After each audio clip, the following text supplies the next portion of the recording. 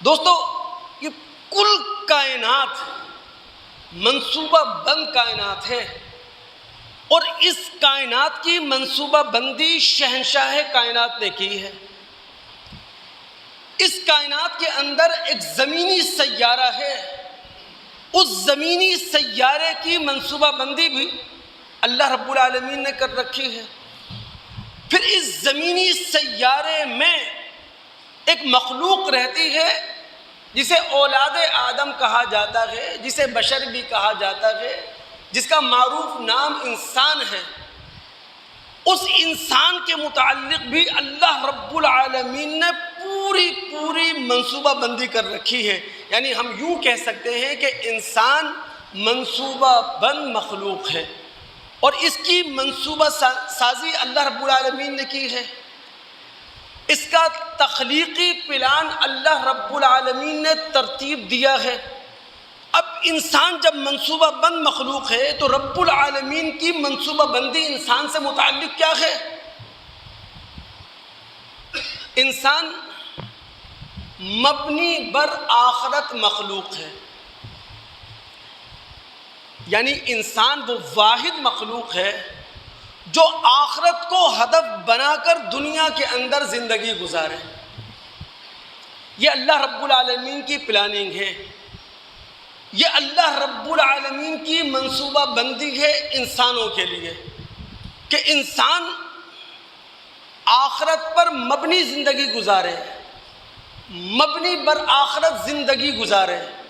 اچھا، اگر ہم انسانوں نے اللہ رب العالمین کی منصوبہ بندی کے مطابق کہ آخرت کو اپنا گول بنا کر، آخرت کو اپنا ہدف بنا کر دنیا میں زندگی گزاری، تو پھر ہمیں کیا ملے گا؟ تو اللہ رب العالمین سکسسفل ایٹرنل لائف ہمیں دے گا، یعنی کامیاب ہمیشہ کی زندگی، کامیاب ابدی زندگی۔ ہم تمام دوست جب قرآن کا مطالعہ کرتے ہیں تو جنت کا ذکر ہوتا ہے، اور جنت کا ذکر کرتے ہوئے اللہ رب العالمین ایک جملہ بار بار قرآن میں کوٹ کرتے ہیں، خالدین فیہا ابدا، جنتی جنت میں جائیں گے اور جنت میں ہمیشہ رہیں گے۔ یعنی اگر ہم انسانوں نے اللہ رب العالمین کی منصوبہ بندی کے مطابق مبنی بر آخرت زندگی گزاری تو پھر ہمیشہ کی زندگی ہمیں ملنے والی ہے، ابدی زندگی ہمیں ملنے والی ہے۔ یہ ہے اللہ رب العالمین کی انسانوں کے لیے منصوبہ بندی۔ اب اللہ رب العالمین نے انسانوں کے لیے اس منصوبہ بندی کا ذکر قرآن میں جا بجا کر رکھا ہے۔ ہم صرف قرآن کے ایک مقام کا مطالعہ کریں گے، اور وہ ہے سورہ انشقاق کی ابتدائی 15 آیات۔ اب ظاہر ہے جب قرآن میں ہم اتر رہے ہیں، خالق اور مالک کے فرمان میں ہم اتر رہے ہیں، کلام الہی میں ہم داخل ہو رہے ہیں، تو اس کا مطالعہ بھی پھر مومنانہ مطالعہ ہونا چاہیے۔ اور جب ہم مومنانہ مطالعہ کریں تو اس جذبے سے کہ اللہ رب العالمین ہم تمام مسلمانوں کو عمل کرنے کی توفیق عطا فرمائے۔ اب سورہ انشقاق مکہ کے دور ابتدا میں نازل ہونے والی صورتوں میں سے ایک صورت ہے۔ اچھا، اس صورت کے سیاق و سباق میں کیا ہے؟ حالات ایسے ہیں کہ آخرت کا انکار کیا جا رہا ہے، نبی علیہ السلام کی پرزور مخالفت ہو رہی ہے۔ یہ شخص جو بار بار ہم سے یہ کہہ رہا ہے مرنے کے بعد ایک زندگی اور ہے، ایسا کچھ بھی نہیں ہے، یعنی محمد الرسول صلی اللہ علیہ وسلم کی دعوت کی پرزور مخالفت ہو رہی ہے، کوئی آخرت باخرت نہیں ہے، بس یہی دنیا سب کچھ ہے۔ اس پس منظر میں، ان حالات میں، اس تناظر میں اللہ رب العالمین گفتگو کر رہے ہیں۔ اذا السماء انشقت، جب آسمان پھٹ جائے گا، اور آسمان کے پھٹ جانے کا مطلب کیا ہے؟ فلکی بندش ڈھیلی ہو جائے گی،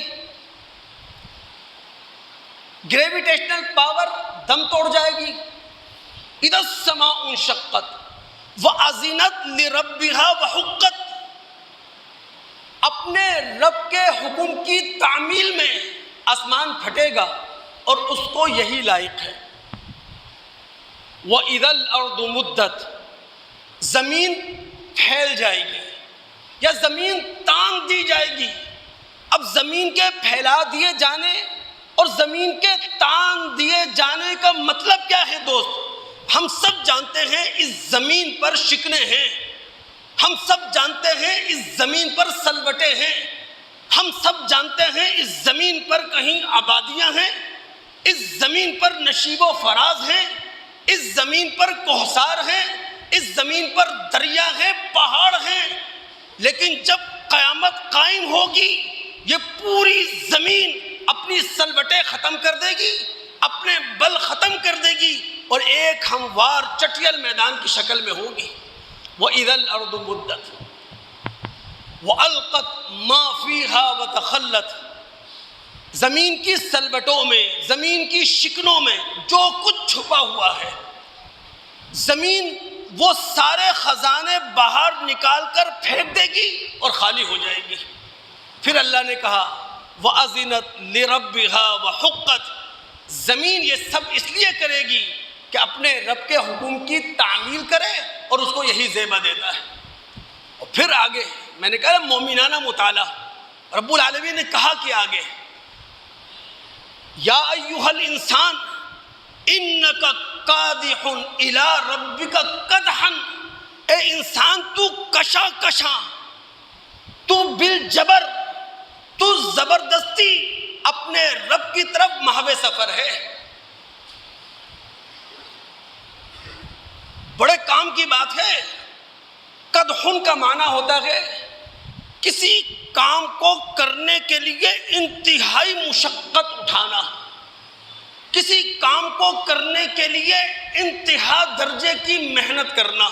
اب اللہ فرماتے ہیں یا ایھا الانسان انک قادح الی ربک قدحا، تو اپنے رب کی طرف زبردستی بالجبر محو سفر ہے۔ کوئی انسان چاہے بیمار ہے چاہے صحت مند ہے، حالات چاہے مساعد ہیں نامساعد ہیں، چاہے سرد موسم ہے گرم موسم ہے، حالات سخت ہیں یا نرم ہیں، انسان اپنی موت کی طرف بھی محو سفر ہے، اپنے خدا کی طرف بھی محو سفر ہے۔ اور اگر میں دوستوں کی توجہ یہاں دلا سکوں، قانون قدرت کی زنجیر میں ہر شخص جکڑا ہوا ہے۔ کوئی شخص چاہے نہ چاہے زبردستی ہر انسان کے قدم موت کی طرف بھی اٹھ رہے ہیں، خدا کی طرف بھی اٹھ رہے ہیں۔ اور یہ بے بسی ایک شاہ پر بھی قائم ہے، ایک گدھا پر بھی قائم ہے، ایک غریب پر بھی قائم ہے، ایک امیر پر بھی قائم ہے۔ یہ بے بسی ایک نیک پر بھی قائم ہے، ایک بد پر بھی قائم ہے۔